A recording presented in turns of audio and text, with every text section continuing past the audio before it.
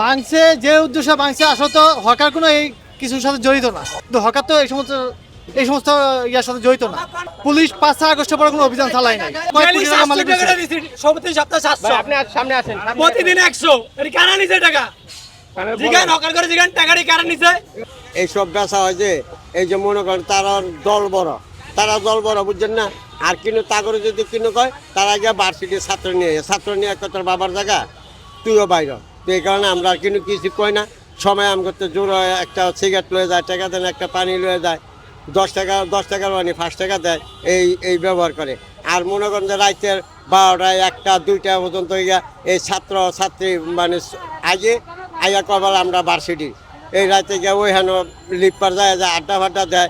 এই আড্ডা ফাড্ডা দেওয়ার কারণে মনে করেন কিছু খাওয়া লাগিয়া অঘটন ঘটালায়। এটা নিয়ে অনেক টেনশনে আছি যে এখন কী করবো বা কোথায় যাব, এটা নিয়ে অনেক টেনশনে আছি। চালায় মাঝে মধ্যে চালায়, এটা দেখি আমাদের চোখে যা দেখা তাই দুটুক দেখি, তো অতটা না। এখন মনে হয় অনেক বাইরে গেছে গা, উঠাই দিল। আমরা শুনছি যে একটা ছাত্র নাকি এই বিষয়ে এটা নিয়ে অনেক হুমতাম, ছাত্ররা পরশুদিন রাত্রে আন্দোলন করছে, দোকানপাট উঠাই দিতে হবে, এইটাই আর কি। দোকানদারি তাদের জন্য আজকে আমাদের এই অবস্থা। আমরা পুরানা 8-10টা দোকান ছিলাম, এদের উচিলে আমরাও না খাই মত দইব।